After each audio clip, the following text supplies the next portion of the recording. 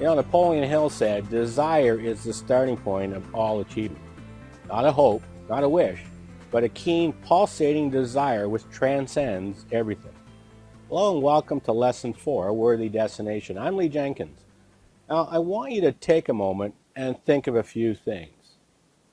What drives people over the hurdles they encounter in life? Like a new immigrant not knowing the specific language of the country, a job seeker not knowing the right people in the industry, an entrepreneur not having enough money to start a business. What about a boy with burned legs that becomes a champion runner? How about Helen Keller, blind and deaf from an early childhood? So what is the answer? Well, the answer, if understood and internalized, will bring you anything and everything you truly desire. And it's deceptively simple, perhaps sometimes a little too simple. These people have goals. They have a burning desire to succeed despite the hurdles they encounter. They know exactly what they want. They think about it every day of their lives. It gets them up in the morning and keeps them giving their very best all day long. It's the last thing they think about before going to bed at night. They have a vision of exactly what it is that they want to do. That vision, that dream, that goal, invisible to the entire world except the person holding on to it, is responsible for every great achievement, every great advancement mankind has ever experienced. It is the drive behind just about everything we see. Everything worthwhile that has been achieved by men and women all over the world is simply a dream come true, a goal that has been achieved. Napoleon Hill also said, what the mind can conceive and believe, it can achieve. That's a skyscraper, when before there was just simply an empty lot. It's a massive bridge spanning a bay. It's landing on the moon. It's a little corner store. It's a beautiful home on a shaded street. It's a university student accepting a diploma. It's a new baby in a mother's arms. It's a position reached in the world of business. What the mind can conceive and believe, it can achieve. Now, we become what we think about. And when we get excited about a goal, we're going to reach it. That's why it's been said, be choosy, therefore, what you set your heart upon. For if you want it strongly enough, you're going to get it. We can have anything we want. The trouble is that we don't know what we want. So there's lots of little things. We want a new car, and maybe we get one. You want a new home, and perhaps you get that as well. You see, the system never fails to work. What we don't seem to understand is that it is a system. And if it'll work for you to get a new refrigerator or a car, it'll work just as well for anything else that you want. To truly understand the subject and the importance of goal setting, we have to realize that it is the very basis of success. It is, in fact, the very definition of success. Now, Earl Nightingale described success as the progressive realization of a worthy goal. I heard Bob Proctor refer to that as the absolute perfect definition of success. And you know what? I have to agree with him. It means that anyone who is on course towards the fulfillment of a goal is successful right now. Success is not the achievement of a goal, although most of the world would consider that to be success. Success lies in the journey towards the goal. You will find that happiness comes from the direction that we are constantly moving. Think about it for a moment. Children are happiest on Christmas morning before they open their presents than they are on Christmas afternoon. No matter how wonderful their gifts might have been, the anticipation is over. I'm sure they'll probably enjoy those gifts, but you'll often find that they're somewhat irritable on Christmas afternoon. You yourself might be happier on the way out for the evening rather than you are on the way home. We're also obviously happier preparing to leave on vacation than we are coming home. And believe it or not, we're happier moving towards our goal than we are after we've achieved our goal. That's why it's so important to set a new goal as soon as the current one is realized. We should never stop this process. All the days of our lives we should be engaged in moving towards and looking forward to a new plateau to stand, a new goal to achieve. We are successful as long as we're working towards something we want to bring about in our lives. That is when we are at our best. That is what is meant to be by the quote, the road is better than the inn. Harold Melcher once said, live your life each day as you would climb a mountain. An occasional glance towards the summit keeps a goal in mind, but many beautiful scenes are to be observed from each new vantage point. Climb slowly, steadily, enjoying each passing moment, and the view from the summit will serve as a fitting climax for the journey. The proper goal will provide you with the necessary incentive to grow in awareness. Understand that you are a perfect expression of an infinite power. For you, all things are possible. As you become more consciously aware of your oneness with this infinite power within you, the awareness will be reflected in your results. Every aspect of your life is a mere reflection of your own level of awareness and thinking. James Allen wrote, "Mind is the master power that molds and makes, and man is mind, and evermore he takes. The tool of thought, and shaping what he wills, brings forth 1,000 joys, 1,000 ills. He thinks in secret, and it comes to pass. Environment is but your looking glass." The awareness you're seeking requires replacing old conditioning. Now, we spoke of this before in previous lessons. This conditioning can be genetic, and, well, more than likely it's environmental. Now, as you will recall, you have a whole host of concepts that are fixed in your subconscious mind, which probably require replacing, because they're causing the unwanted results that you're presently getting. These ideas are more than likely holding you back and stifling your growth. They're more than likely very negative and therefore can be very destructive. It's important to understand that negative habits, if broken and not consciously replaced with positive habits, will be replaced almost immediately by another negative habit. You're going to find that nature hates a vacuum. So to be successful in replacing negative habits with positive ones, you must have a really good reason to do it. And a really good reason is a goal. So let's start with your beliefs. Before we can truly get started at effective goal setting, we must first take a look at our beliefs. Your beliefs could be likened to a sentry looking to safeguard against any forward progress in a person's life beyond the beliefs that they hold. If that person attempts to accomplish something beyond their level of belief, the mind will quickly and automatically create ideas or reasons justifying why it can't be done. And those ideas will continue. They're going to continue to flow until the new idea is completely abandoned. Now, on the flip side of that, when a person believes something can be done, the mind will automatically begin creating new ideas that will blaze a path to completion. The lesson to learn here is that progress lies in belief. As we move forward in this lesson, I want you to give some thought to these 4 key points. Number 1, a goal is something you desire that you have never reached before. Number 2, a goal is designed to help you grow. It causes you to dig deep and pull something from inside you that you didn't even know was there.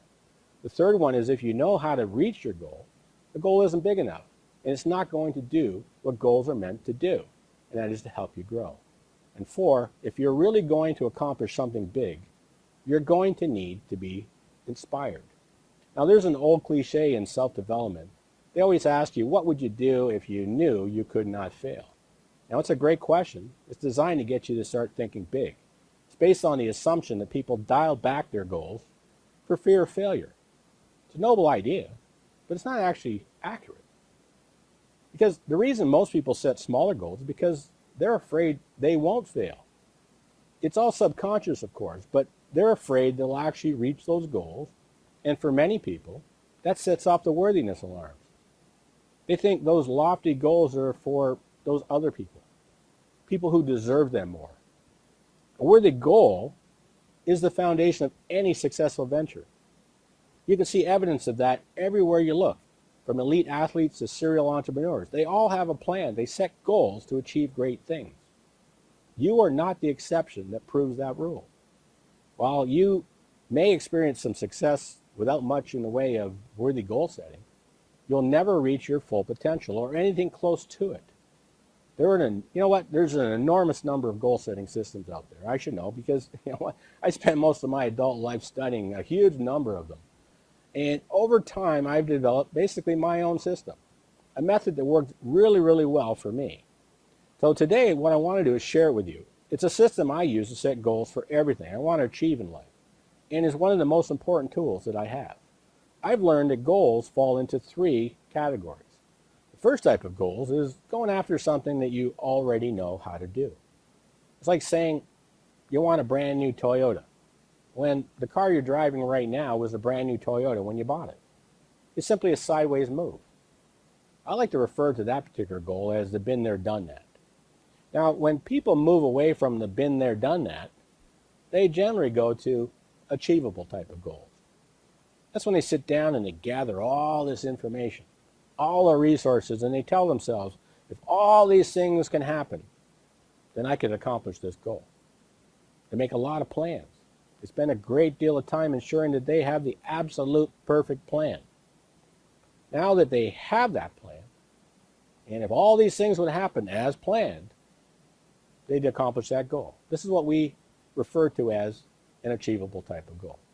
So the been there, done that type goal is what they know they can do. The achievable type is what they think they can do. Now, here's the problem. There's no inspiration going after something like that. Absolutely none. If you're going to accomplish something, you're going to have to be inspired. You are going to need to draw on something deep inside of you. You see, people that go after achievable type goals get bored. Why? Because they're not inspired. So they simply just give up. Now, the third type of goal is the fantasy. It's the wants. What do you want? I'm talking about what do you really, really want? Now, here's one of the problems. We've been conditioned all our lives that fantasy is just for little kids. You don't fantasize. You have to know how things are going to happen. What you have to realize is that we're the only creatures on this planet that have the ability to fantasize as far as we know. Good example, the Wright brothers. They were bicycle mechanics, but they fantasized about being able to fly. That fantasy has completely changed the way that we travel today. Now think of this for a moment. What do you fantasize? You know, when you were a little kid, you fantasized. In fact, your mother or your father probably encouraged it because it kept you busy. You probably sat down for hours playing with pots and pans. I know I did. No one knew what we were fantasizing about. It was our own little game. Then we went off to school, and you hear things like the teacher would say to you, pay attention. Your mind is wandering. Would you pay attention? Quit looking out the window. Listen to what I'm telling you. And then we might even get punished for doing that. So we stop fantasizing. We put our imagination away, and we stop using it. You know, Napoleon Hill said, imagination is the most marvelous, miraculous, inconceivably powerful force the world has ever known. You have tremendous creative potential. Everything you see around you was once an idea that was conceived in someone's imagination. All images that originate in the imagination are referred to as fantasies. Flying an airplane was a fantasy one time. So was an automobile. So was the internet. To exercise your creative faculty, your imagination, you begin by building a fantasy. You mentally begin to play with that fantasy until you start to take it seriously.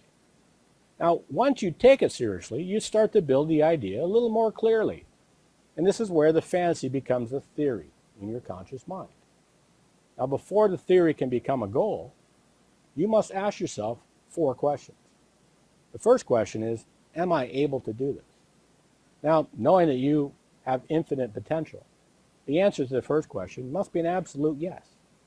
The second question is, does the goal excite me? Are you excited about the outcome? The third question is, does the goal scare me? If it doesn't, it may be not big enough. If it doesn't scare you a little, there's not going to be any growth. Then the fourth and final question is, am I willing? Am I willing to do whatever is necessary to achieve this goal? Now, as you move forward, I want you to remember this particular question because there's going to be many obstacles, many roadblocks that will require you to be persistent and determined. When your answer to those questions is yes, your theory immediately becomes a goal. And when you turn your goal over to the universal subconscious mind, the laws of the universe kick in, and your goal begins to move into physical form with and through you. It causes your behavior to change. At the same time, begins to attract to you all the things required for the manifestation of that image. Before long, your theory becomes a reality. Remember, personal growth is a choice. You must have a goal. You must get up in the morning excited about working towards your goal. A person without a goal is generally lost. They don't know where they're going. Can you imagine going on a trip and you don't know what the destination is? Can you imagine pulling out of your driveway and have no idea which way to turn? Well, you know what? Your goal is to know what your real purpose in life is. Your purpose is to grow. So sit down and ask yourself, what do I really love to do? That's what you're going to be good at. That's what your purpose is going to be. That's what your goal is all about. Move towards what you want. Goal achievers are productive individuals. They're happy. They're prosperous. They're the ones that make the world change. So don't listen to people that tell you why something can't be done. Don't listen to people that tell you that the economy is controlling them in some way. It's not true. You control your economy. You are God's highest form of creation. You know, Steve Bowe said once, God's gift to us is more talent and ability than we'll ever hope to use in our lifetime. Our gift to God is to develop as much of that talent and ability as we can in this lifetime. So set your goal, break it down, bear it in your mind, then go do it. Goal setting is the first step to a beautiful future. Now, like I've said before, you'll need to be disciplined and spend a respectable amount of time studying this program. You must be committed to change and willing to do what is necessary to be able to live the life of your dreams. I'm Lee Van.